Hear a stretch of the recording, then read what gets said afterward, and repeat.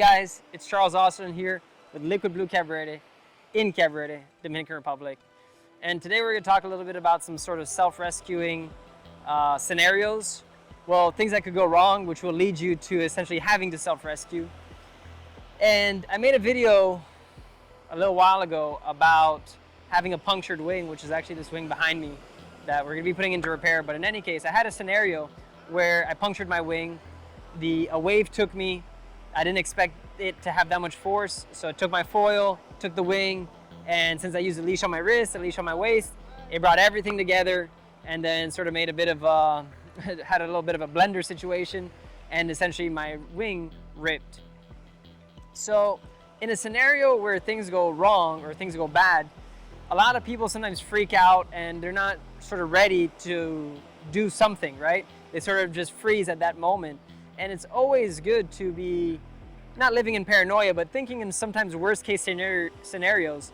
If something goes wrong, what do I do then? And we have to be thinking this way, especially when we're trying to push our limits, no matter what sport it is. If we want to start surfing bigger waves, if we want to start winging stronger winds or bigger waves, if we want to be, for example, there's a guy right now that's probably going to cross behind the frame that's e-foiling.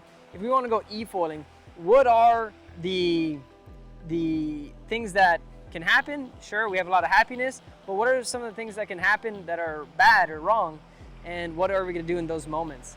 That's why, as you can see behind me, I always use a helmet, I always use an impact vest, because it's important to protect yourself at all times.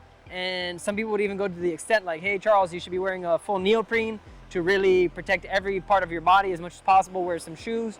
And that is sort of the duality and the dilemma, that you want to protect yourself, but also you want to make sure that things are still enjoyable. And I guess you sort of weigh pros and cons and balance things out.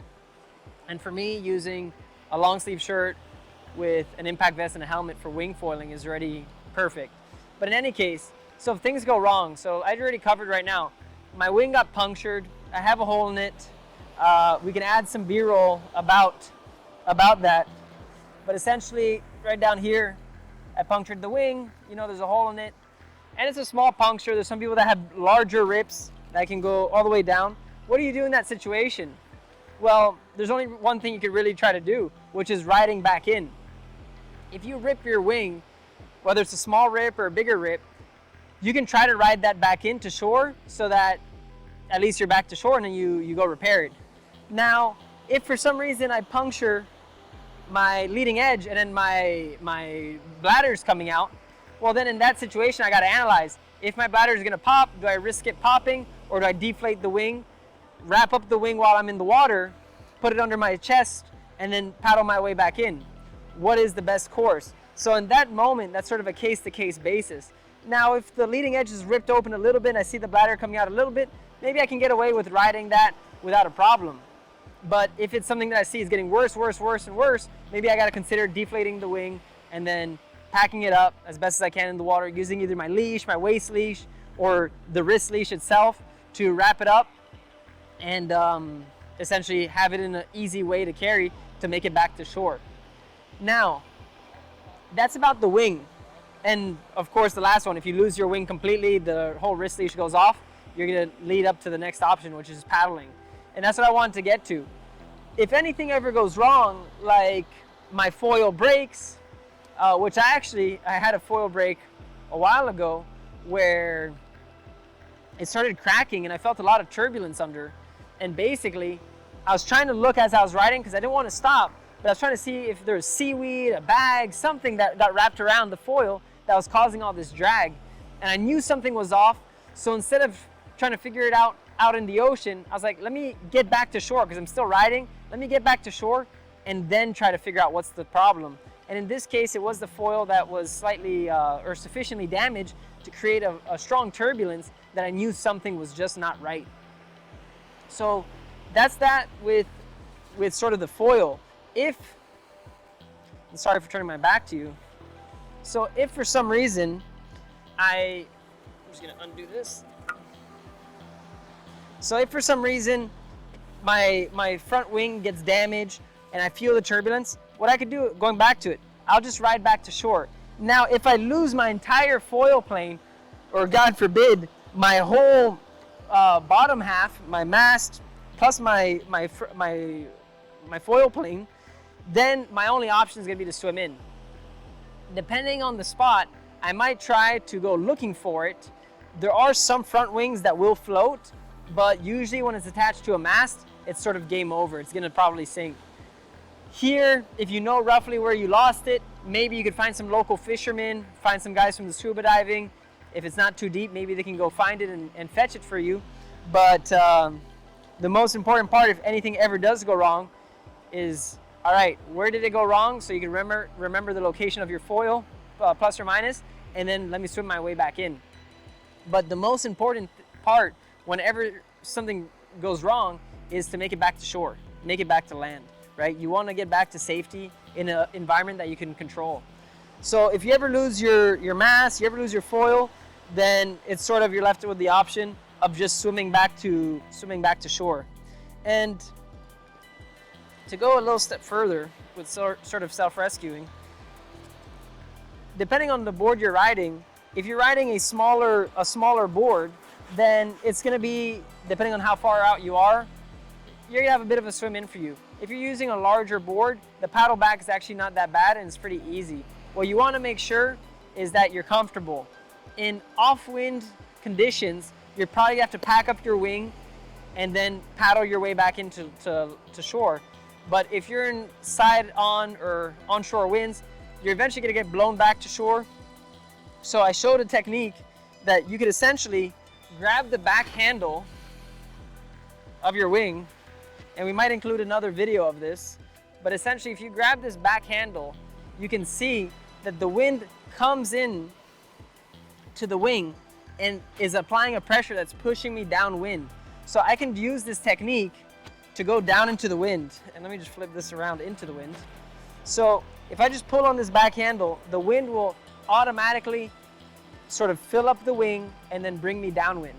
Now there is another technique that you can apply a little bit of pressure if you have to go upwind in a certain direction. You can apply a little bit of pressure with your hand. So you're grabbing that back handle, applying pressure to the wing.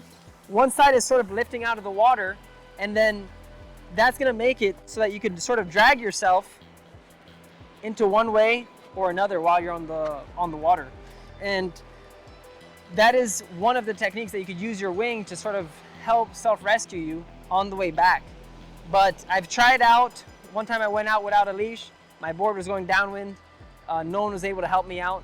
So what I just did was held onto my back handle and sort of let the wind just pull me back downwind to shore. And I actually ended up right where my board ended up because the wind was so strong it just pushed everything all to one way. So that is some of the self-rescue methods that you can use or options to consider whenever something goes wrong. You could also consider that your wing is a flotation device in a worst case scenario. But here, unlike kiteboarding, we're using a twin tip. Your board is usually a great flotation device over the wing, but both of them are useful. And the whole point is that whenever something goes wrong, just to be prepared and don't focus so much on what went wrong, but focus on the potential solutions and just act on it so that you can make it back to shore and then figure it out from there. So in any case, guys, this is Charles Osling with Liquid Blue Cabarete in Cabarete, Dominican Republic. And I hope some of these sort of stories that are true stories, as well as scenarios, help you in being more confident when you're in the water, knowing that things might go wrong at some point in time. You might get caught by a wave and damage your wing.